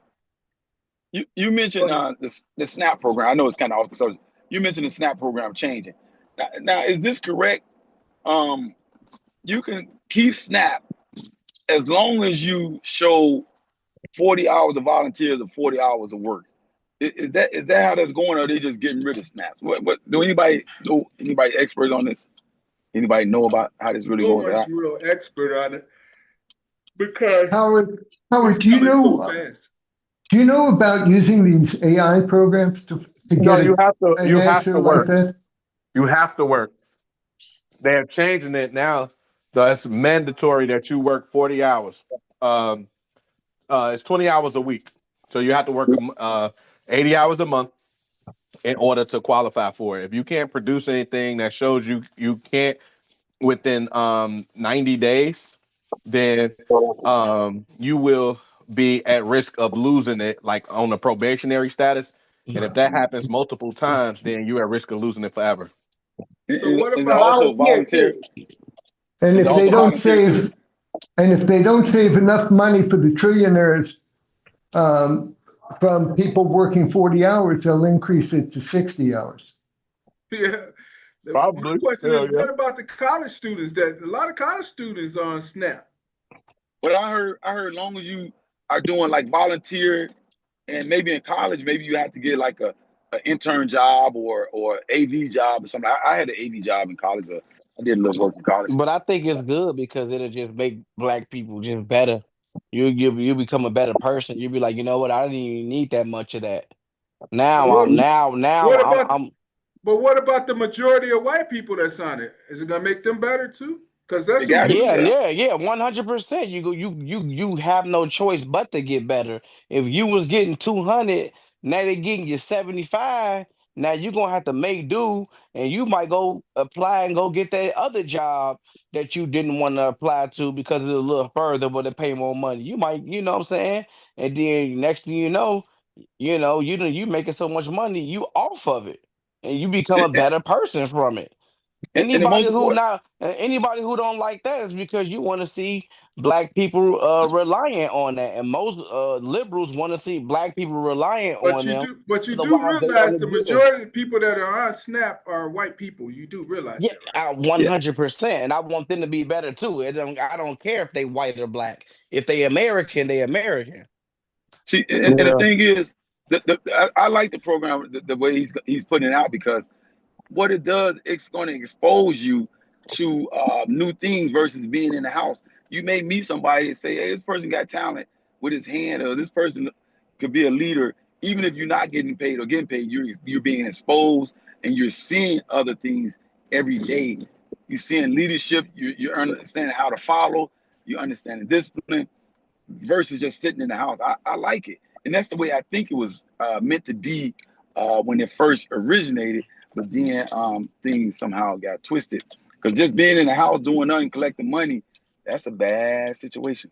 And me being from Chicago, I know a lot of people who do that. I know a lot of people who just don't work. They get their little SSI check because they said they was crazy when they was 15 and they getting link card. And they just don't work and they get that and then they get that little first and the 15th check, whatever, and they live off that and they keep living off that and they never elevate. I have a I'm gonna tell you question. something. I I'm have gonna a tell question. Let me yeah, let me ask this question real quick. yeah, Uh, the mothers or whoever is on link, they have to have children, they have and to have the children. link amount is according to how many dependents you have. When this mother goes to work for the 40 hours or 20 hours or 10 hours, where will the child be? Are they going to provide daycare? Are they going to provide a babysitter? Was We she, didn't have black people don't hold we now we hold don't be having on, no babysitters like that. Come on hold now. on, They gonna hold be in the house on. by themselves eating sandwiches. You're getting Come on now. absurd. Come You're on getting now. Hold on, Mosaic. Let her ridiculous. finish. You're getting ridiculous. So, are they going to provide daycare or someone to come in and watch the kids? I don't want to hear that negative stuff about we leave our babies in the house by themselves. I don't want to hear that. I But was. I think they do. I think they have that. I need a constructive, realistic answer. I think they have service like what you're talking about. Uh, I think they do have that where you can get so many credits to put your kids in daycare. If I'm not mistaken, through your insurance or whatever the case may be, Well, you don't have Medicare. insurance because you don't have a job. Uh, Unless you're talking about Medicaid. Yeah, Medicaid. So that's what he's saying. You get a job.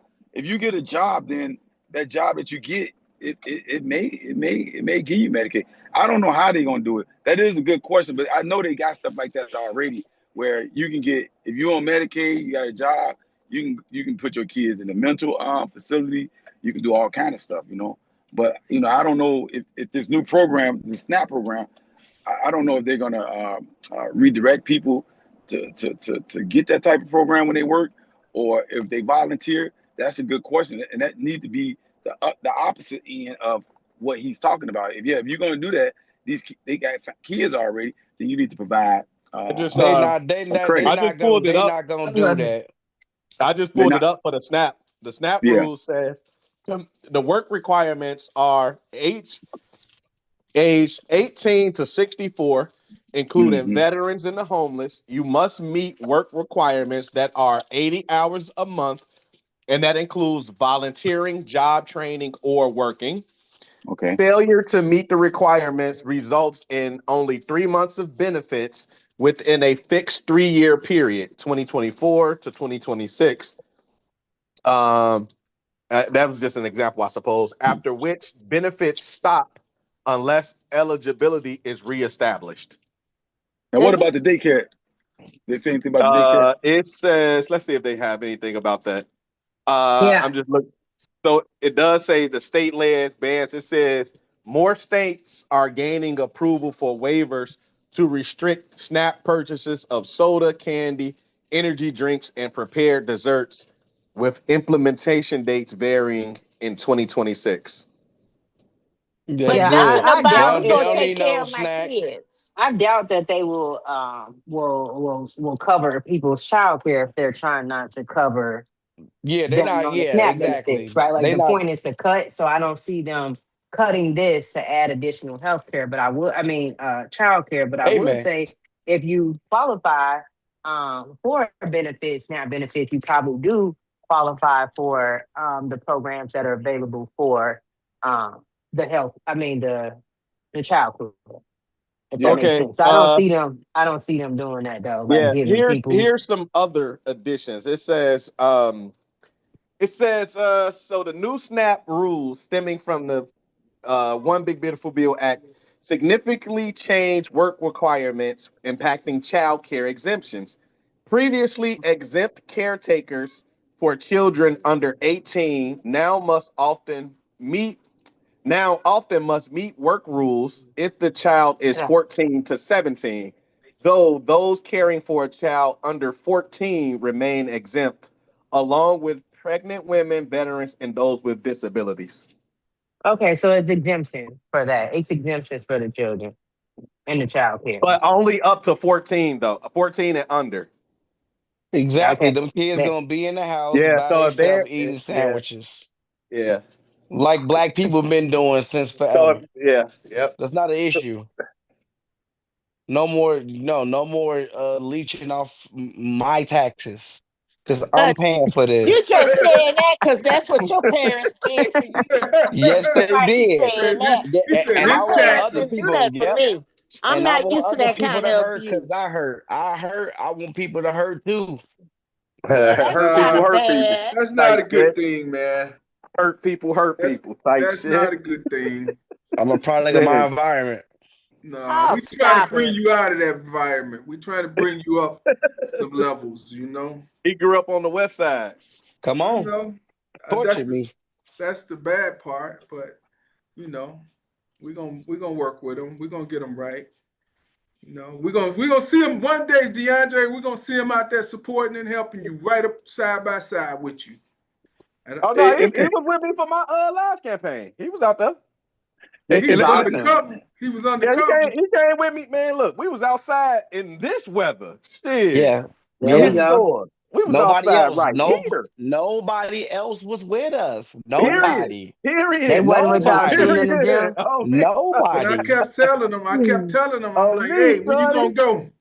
When Man, you gonna come listen. out and help? Shit. Hold on one. Can you hear We me? was out here. This. Hello? Yes, Yeah. indeed. What you got? What you got for us, Walter? Because we about to wrap it up in a minute. What do you mean? Keep warm, everyone. You God talking? bless Illinois. God bless Illinois. Yeah, God bless God bless America. Hey, the Walter, country. real quick. So, Walter, you were saying something was up with your race. Why don't you talk about your race, man? Why you don't never bring up what you got going on, gang? I'm running for Secretary of State. Okay. And So okay, what the Secretary of State do? keep records, voting, backlog of voting, whoever registered to vote. They got Okay. the whole logbook. I think a lot of illegals are like voting right now. So right now, what I got to clean the books. A lot of illegals are driving Man, what with else you gonna do, CDL. man? Hold on. What else you supposed Huh? to do and what you gonna do? I need to know why I'm gonna give you my vote. Well, my vote. Oh man, yeah, you playing. All right, yeah, go ahead. You wanna see all right, man, go ahead, I man. mean, I want to clean the rolls. I want to give homeless veterans state IDs for Okay. free. Okay, there we go. Talk to me. Okay, all right. For Okay. free, because I want them to Okay. get their benefits. There's a lot of homeless vets out there in Springfield, Rockford, Chicago, all over Yeah. the place. Yeah. And then why are we supporting illegals when we got all the veterans that they actually fought for this country? Mm-hmm. We should give them their benefits.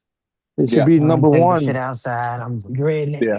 I agree. That should be number one. That should be number one. But Veterans I don't should. want to, but I You So know, I have a question regarding voting. Now, if an 18-year-old does not sign up, for the draft, what do they call it? Whatever they do. draft Secret dodger, Service. Sedition. No. When a young male selective turned service, 18, he's supposed to do something. You talking about signing up for register, the selective service? selective Yeah. Register for services. the Okay. service. If they don't sign up for selective service, can they still register to vote? Yes, because I never Yes. signed up for selective service, and I What was supposed to. is this, Monk? Yeah, I Yeah. thought you hadn't registered to vote. I've been registered to vote since I was Well, 18 years old. congratulations. Yeah, No, yep. no, but right That ain't now, what you said before. Oh no, hey I said I Ella, never voted.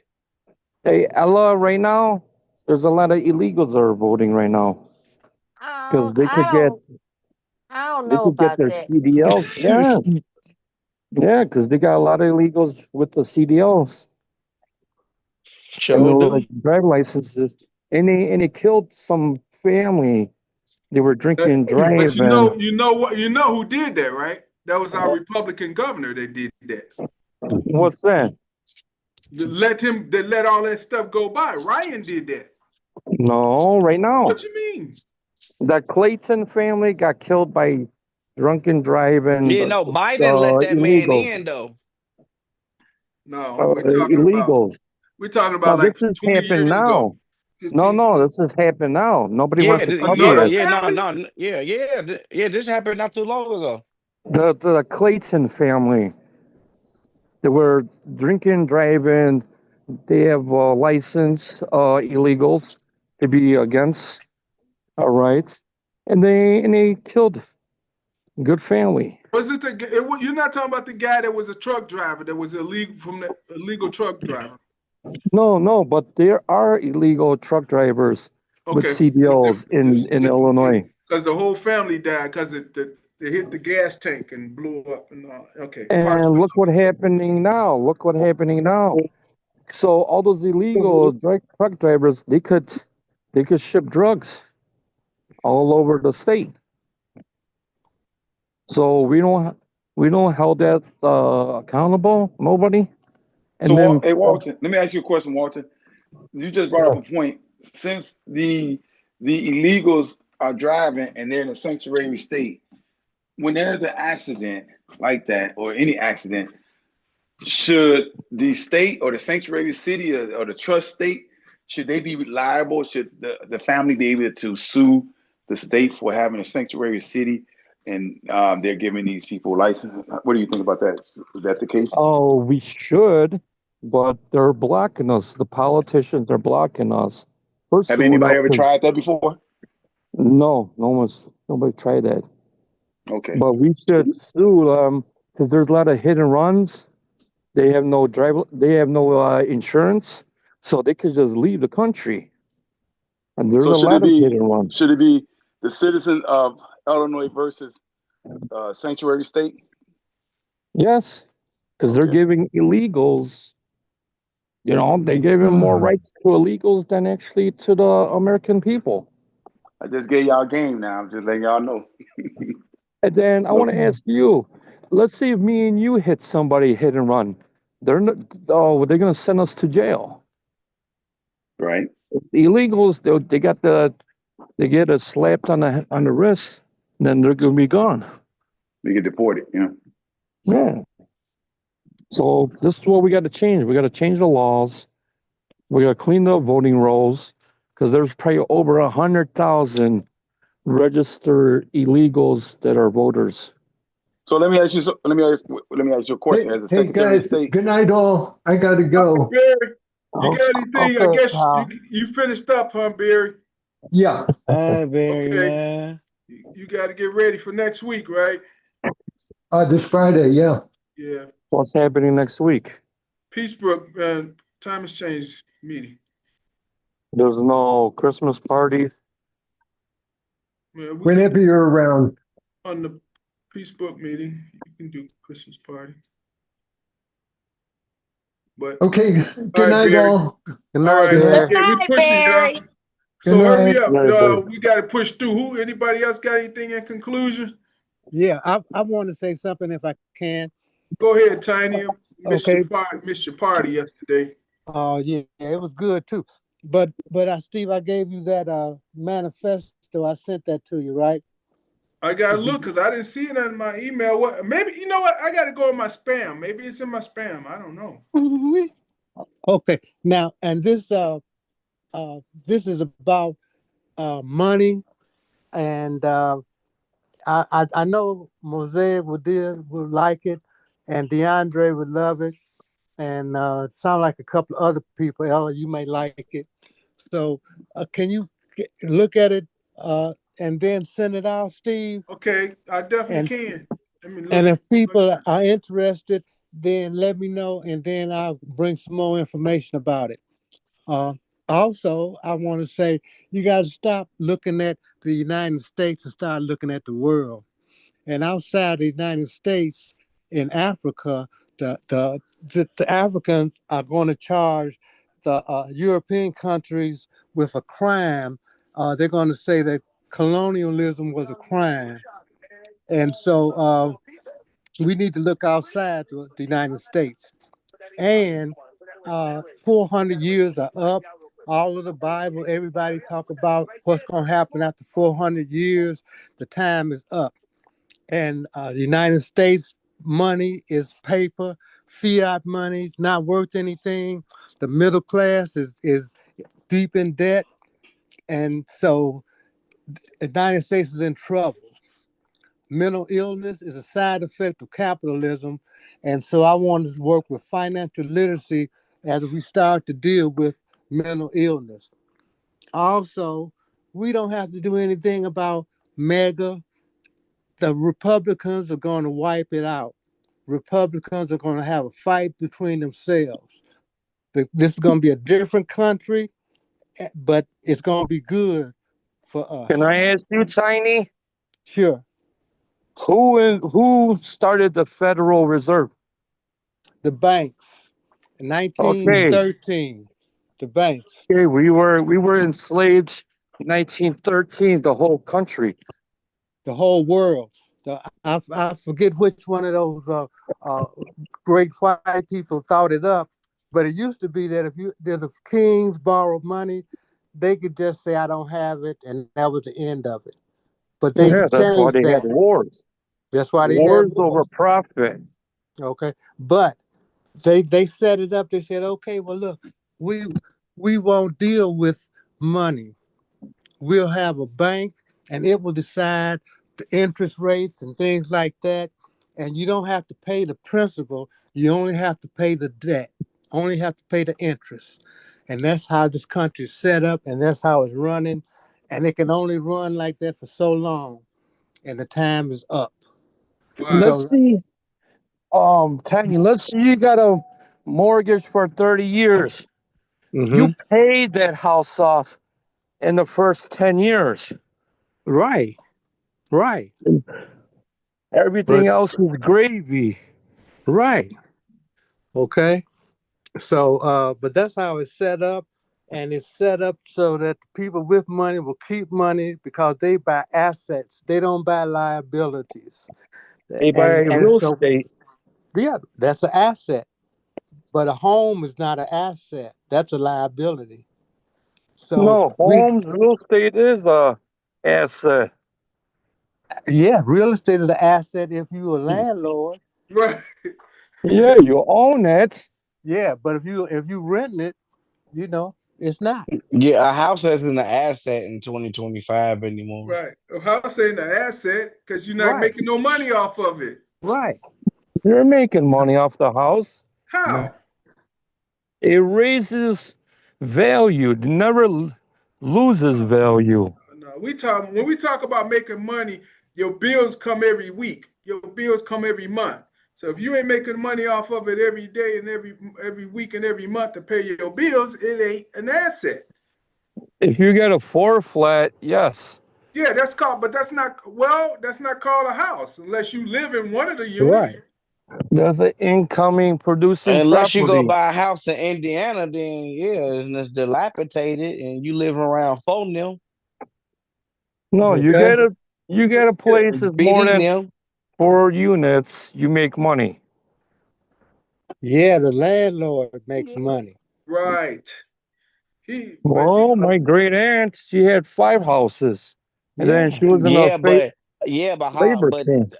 then she would be under the boomer era where everything was all cheap. Well, if she had 5 homes, unless she have one in Switzerland, one in the south of France, one in Miami, and one in Illinois, then again, those are still not assets unless she's renting them out when she's not living in them. Well, she's 100. She was on a forced labor camp. She came here. She made her money. And this is proven. This is true. Yeah, but we're talking about assets versus liabilities. Those are assets. She made money. Did she rent them? She rent them. Now she's selling them. Okay, well then she was there. Yeah, that's different. We said that. So economic freedom. I got to get around. Come on, Howard. What you got in conclusion? Where's Howell? Howard Ray. Howard Ray. What you got to say in conclusion? We closing out. All right. How about you, Ella? What you got in conclusion? Nothing. I've got everything I wanted answered. So I'm good. And don't forget, y'all, what is it, the 16th? Walter, did he leave? No, I'm here. The 17th, The 17th. Wednesday at 6 o'clock.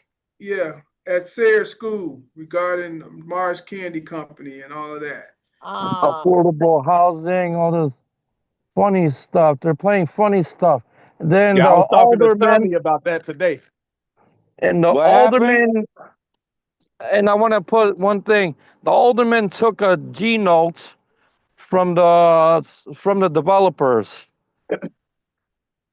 For real. Go ahead. All right. Who else got anything in conclusion? Raheem, how you been, man?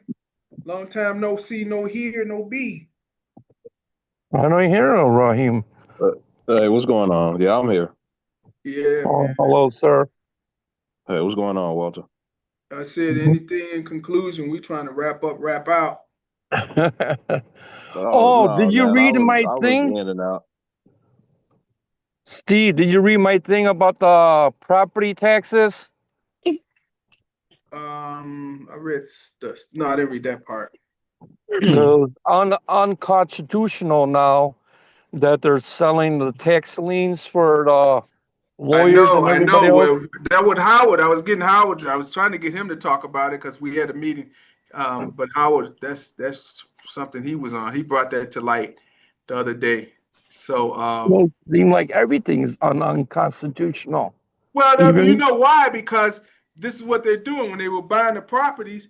They took the people's properties and they didn't reimburse people because they had equities in their home. You can't take something from somebody when they still got money in it and not reimburse them for what you're taking. So that's why ain't nobody buying the property taxes like that no more because the people got equity sitting there. But Raheem, what were you saying? I'm sorry, cut you off. Oh no, y'all, you good? I was just saying I was in and out, man. So I missed like a lot of the conversation. No, it's all good because we man, there's so many levels to it. Well, I did hear y'all was talking about a house isn't a liability. Well, a house is a liability. How's that? How is it a liability?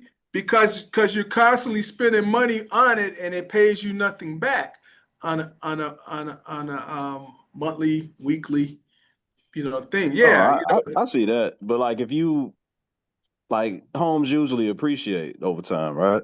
So yeah, but that's how it's paying you, I guess. No, it's not really. I mean, that's like saying, when they don't talk you have real assets. estate? Pardon? Don't you have real estate? Yeah, but I get, they're not. But one of them's a liability because I should move into the one that's not a liability, and then I'll be okay. But the one of them, the liability is the one that's hitting the most. The one I'm living in. The other one, is assets. But hey, you gotta mix and mingle your portfolio. That's part of the deal. Like Mosaic was saying, he want to know how to buy property.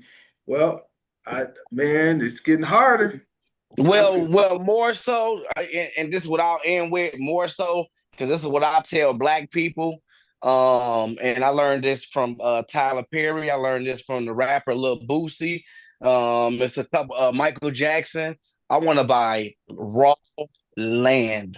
Raw land is the best thing you can buy. Because then when you buy raw land, and if you do your due diligence, you in the right area, you done talk, you meet your penal codes, you meet all your penal codes, then you could build what you want. You can have your own peace and quiet. You could be, you can have horses, chickens, your own eggs. You can grow your own food. You know what I'm saying? So that's my goal. That's the farm. Yeah, but see, the thing is, Peacebrook don't want to tell you how to go get the land or get the money to go get the land. Well, the chickens are $5 if you want a little chick. You get a chick here, chick there. Whatever. All right, DeAndre, take us out, man. Take us out. All right. Where am I? All right, y'all. Appreciate y'all tuning in. Only thing I gotta say is, if you have any availability, the 15th Police District Council, my district council, we're doing our final meeting of the year on the 18th. So this upcoming Thursday, we're gonna do it at the district, 5701 West Madison, and we're doing it from noon to 3. We want to have that meeting be at least in the afternoon so that our seniors can come. And then we're doing a holiday party as well. So that's why it's from noon to 3. So All right, send that to me, man. Send it to me so I okay. can Then what are let the some people police know. gonna do? Say it again. What are the police gonna do about everything? They gonna hang out with us. I mean, our district council, we not against the police. We want them to do their job right. That's it. But we gonna kick it with them when we can. So we gonna be at the station. We're gonna be in the community room. Right. So they are more than welcome to walk in and walk out all day long. You know. But That anyway, was noon to good. 3, the 18th, 5701 West Madison, and it's our last district council meeting for the year / holiday party. When is And it? Angelica, I talked to Angelica Walter, our district councilor. She said she's willing to meet in Galewood and talk with the residents. So Yeah, we need one. DeAndre, when is the 15th district, Madison, gonna be? So I'll say it again. It is this Thursday, the 18th. We're doing it from noon to 3, and we're at 5701 West Madison. Send the flyer to Steve. I'll get it to you. Okay. Yeah. Cause I was during COVID, I gave him a lot of masks around there, and then I was at Lake and Waller. I was at the nursing home on Lake Street. I was all over town. All right, I got you. Make sure you get it. But yeah, that's it. So anyway, thank y'all for tuning in as y'all always do. Definitely appreciate lively conversation as always. Like I like to say in closing, they didn't give us seats at the table, so we created our own, and we got open seats. We trying to welcome y'all home. Thank y'all for allowing us to welcome you to Northwest Austin Council. Have a good night. God bless everybody. Everybody have a good night. Yeah, we went a little long tonight. We went almost an hour longer. What are we talking about? Stay warm, right, everybody. Stay warm. Good night, y'all. Yep.